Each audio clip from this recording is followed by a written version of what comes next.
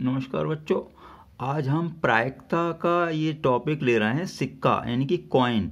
तो सिक्के वाले प्रश्न किस तरह के होते हैं, किस तरीके से करते हैं, मैं आपको पूरा समझाऊंगा जीरो लेवल से। आप पूरा अंत तक देखें तो आपके पूरा क्लियर हो जाएगा, है नहीं। सिक्के वाले आपने सवाल पढ़े होंगे कि भैया हेड आता है, टेल आता है। तो मैं यहाँ पर ले रहा हूँ, ये दो सिक्के मैंने दिखाए हैं। इसमें क्या दिखाने की कोशिश की है भाई, एक इस बार जो चित्र बना होता है, अशोक की लाट बोलते हैं, इसे क्या बोलते हैं, हेड। और जो अंक लिखा होता है इसे बोलते हैं हम, आप इसे टेल बोलते हैं, या हिंदी में कह सकते हैं पट या पुछ। अब इसे हेड को, सिक्के पर जो हेड होता है उसको हम चित बोलते हैं, यानी इसे क्या बोलते हैं, चित। और इसे बोलते हैं क्या, पट या टेल, ये हेड। तो अब इसमें हेड को एच से प्रदर्शित कर देते हैं, टेल को टी से। तो कुछ बातें ऐसे थोड़ी समझ लें आप, फिर उसके बाद हम प्रश्न कराएंगे। सबसे पहले हम प्रयोग का नाम सुनते हैं, प्रयोग, है नहीं। कोई भी प्रयोग होता है तो प्रयोग में जैसे सिक्का उछालना और कोई भी प्रयोग हो सकता है। फिलहाल हम सिक्का उछालना ले रहे हैं, तो सिक्का हमने उछाला है, एक सिक्का उछालेंगे। अब उसके बाद क्या होगा, पहले घटना का पढ़ लेते हैं। घटना क्या होती है, हम जो चाहते हैं, सिक्का उछालने के बाद क्या आएगा, देखिए, या तो आपका हेड आएगा या फिर टेल आएगा, दो ही बातें हो सकती हैं। तो ये प्रयोग के कुल संभव प्रकार हुए, है नहीं। प्रयोग के कुल संभव प्रकार क्या हुए, हेड या टेल आना। घटना होती है जो हम चाहते हैं, मतलब जो हम चाहते हैं वो आ जाए, यानी उसके आने को क्या कहते हैं, घटना कहते हैं।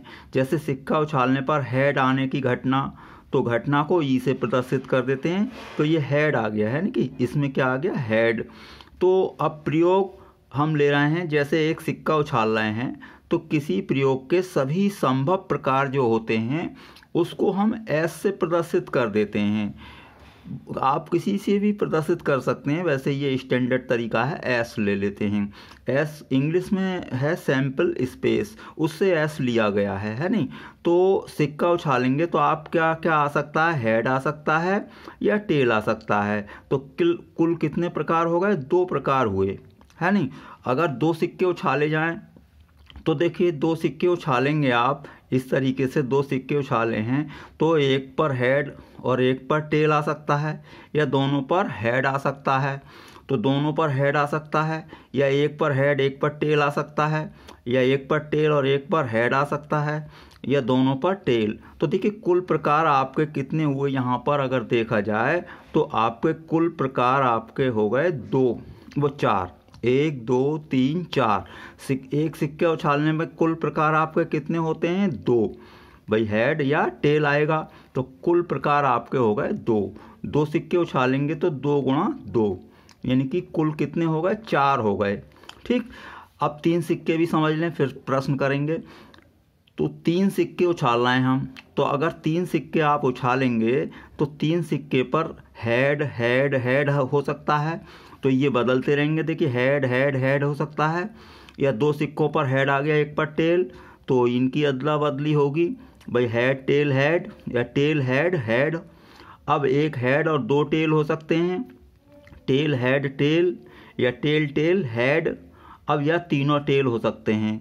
तो इसमें अगर आपको देखा जाए कुल प्रकार आपके कितने बनेंगे, कुल प्रकार बन रहे हैं आपके दो गुणा दो और गुणा दो, तो कितना हो गया आपका, आठ हो गया।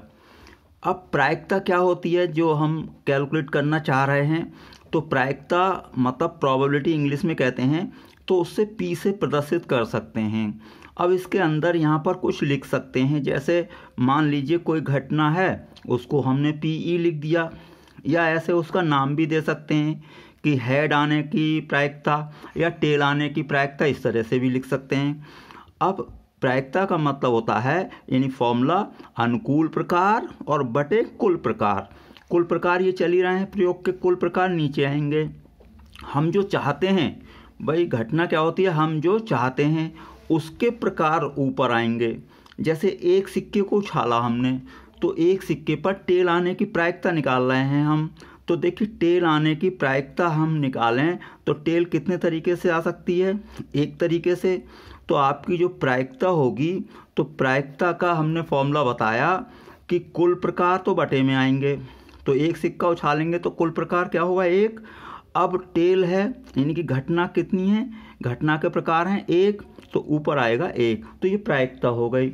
चलिए हम और सवाल लेते हैं, जैसे कि ये 2 सिक्के उछाले हैं हमने, तो 2 सिक्कों को एक बार उछालने पर कम से कम एक हेड प्राप्त करने की प्रायिकता ज्ञात करिए। तो 2 सिक्के उछालने पर आपको, अभी मैंने समझाया, कुल प्रकार तो आपके कितने होंगे, आपके 4 होंगे, है ना कि 2 × 2 = 4। अब इसमें घटना क्या होगी, देखिए कम से कम एक हेड आया है, तो कम से कम एक हेड आया है तो एक हेड और एक टेल होगा, टेल और हेड होगा। अब कम से कम एक हेड है तो 2 हेड भी हो सकते हैं, तो ये इतने प्रकार हो गए। तो अनुकूल प्रकार आपके कितने हुए, तो अनुकूल प्रकार आप गिन लें यहाँ पर, तो अनुकूल प्रकार होगा 1 2 3। तो आपकी प्रायिकता जो हो गई, अब या तो यहाँ पर इस तरीके से लिख दें, हेड आया है ना, तो ऐसे PH, इसका मतलब P हेड यानी कि हेड आने की प्रायिकता। तो कम से कम आपने एक हेड प्राप्त करने की प्रायिकता निकालना है। अपॉन में तो कुल प्रकार आते ही हैं, तो कुल प्रकार 2 सिक्कों में कितने हो गए थे, 4, और ऊपर कितने आ गए अनुकूल प्रकार आपके 3, तो ये प्रायिकता हो गई। अब चलिए 3 सिक्के उछालते हैं, तो 3 सिक्के उछालने पर क्या कह रहे हैं, केवल एक टेल प्राप्त करने की प्रायिकता। अब चाहे केवल एक हेड हो या एक टेल हो, तो 3 सिक्के उछालने में हमने बताया कुल प्रकार कितने बताए थे, अभी हमने कुल प्रकार आपको बताए थे 8, 2 × 2 × 2। अब एक टेल प्राप्त होनी है, चलिए हम यहाँ पर एक टेल प्राप्त करने की घटना बनाते हैं। तो देखिए एक टेल प्राप्त कैसे हो सकती है, 2 हेड और एक टेल हो सकते हैं, या जैसे टेल और हेड हो सकते हैं, या हेड और टेल और हेड हो सकते हैं, यानी कि केवल एक टेल प्राप्त करनी है। तो एक आपको टेल प्राप्त यानी कि एक आपको पट प्राप्त करने की प्रायिकता क्या होगी, आप प्रायिकता यहाँ पर इस तरीके से लिख सकते हैं, P टेल या कुछ भी PE, भाई इसको आप PE भी लिख सकते हैं। तो कुल प्रकार अपॉन में ही रहेंगे, तो कुल प्रकार तो 8 हो गए, और अनुकूल प्रकार कितने हो गए आपके, ऊपर हमने बताया फॉर्मूला अनुकूल प्रकार, तो अनुकूल प्रकार हो गए आपके 3, तो ये आपकी प्रायिकता हो गई 3/8। अब हमने 3 सिक्कों को फिर उछाला है, कम से कम एक हेड प्राप्त करने की प्रायिकता।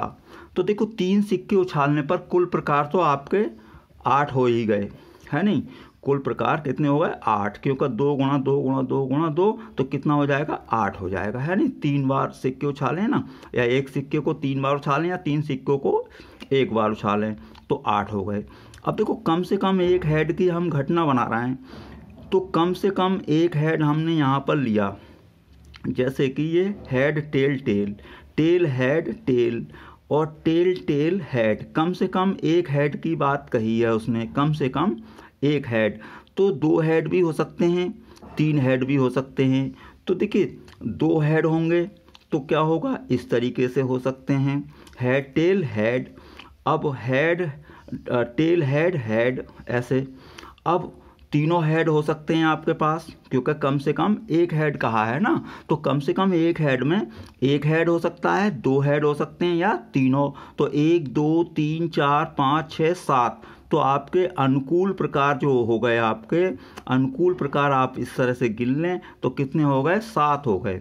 तो आपकी प्रायिकता जो हो गई यानी कि PE कितनी हो गई भाई, अब ऊपर तो आते हैं अनुकूल प्रकार तो 7, और अपॉन में कितना आते हैं कुल प्रकार, तो 7/8। तो इस तरीके से सिक्कों में प्रायिकता चलती है। अपॉन में तो कुल प्रकार आएंगे, ऊपर आपने जो चाहा है उसकी घटना आप बना लें। मैं समझता हूँ आपके अच्छा समझ में आया होगा। वीडियो देखने के लिए आपका बहुत बहुत धन्यवाद।